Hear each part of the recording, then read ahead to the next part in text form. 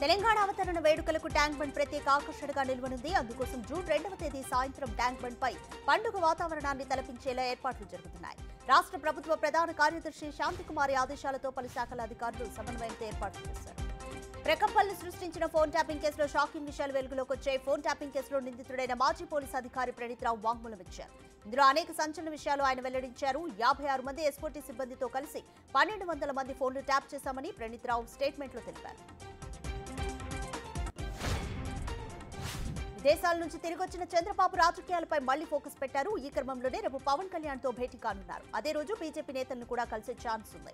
Polling జరిగిన తీరు, అనంతర పరిణామాలపై మీటింగ్ లో సమీక్షిస్తారని పార్టీ వర్గాలు వెల్లడించాయి. ప్రత్యేక రాష్ట్ర ఏర్పాటు కలను సాకారం చేసిన సోనియా గాంధీనే తెలంగాణ తల్లి అన్నారు టీపీసీసీ ప్రధాన కార్యదర్శి అద్దంకి దయాకర్. కేసీఆర్ తెలంగాణకు బాపు కాదని బీఆర్ఎస్ కి మాత్రమే బాపు అన్నారు. ప్రభుత్వం నిర్వహిస్తున్న ఉత్సవాల్లో ప్రతి ఒక్కరూ పాల్గొనాలని ఆయన పిలుపునిచ్చారు.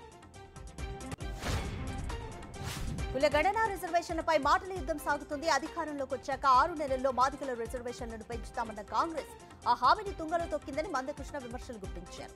దీనికి స్ట్రాంగ్ కౌంటర్ ఇచ్చారు కాంగ్రెస్ సీనియర్ నేత సంపత్ కుమార్. కులగణన అనేది 6 నెలల్లో ముగించే ప్రక్రియ కాదన్నారు. దీనికి చట్టబద్ధత అవసరమన్నారు. చిన్నారులను కొనడం, అమ్మడం చట్టరీత్యా నేరం. అమ్మతనం కోసం దొడ్డిదారి తొక్కడం సరైంది కాదన్నారు మహిళా శిశు సంక్షేమ శాఖ డైరెక్టర్ ఐఏఎస్ ఆఫీసర్ కాంతి వెస్లీ. ప్రభుత్వ నిబంధనల మేరకు చిన్నారులను తాము దత్తతకు ఇస్తామని, మధ్యవర్తుల నుంచి పిల్లలను కొనుగోలు చేసి అనవసర చిక్కుల్లో ఇరుక్కోవద్దని ఆమె సూచించారు. కడప జిల్లా వ్యాప్తంగా ఎన్నికల విధులకు హాజరు కాని అధికారులకు ఎన్నికల కమిషన్ షాక్ ఇచ్చింది. 142 మంది ఉపాధ్యాయులకు ఛార్జ్ మెమోను జారీ చేస్తూ కడప జిల్లా విద్యాశాఖ అధికారి ఉత్తర్వులిచ్చారు. ఎన్నికల కౌంటింగ్ సమీపిస్తున్న తరుణంలో ఈ విషయం ఇప్పుడు హాట్ టాపిక్ గా మారింది.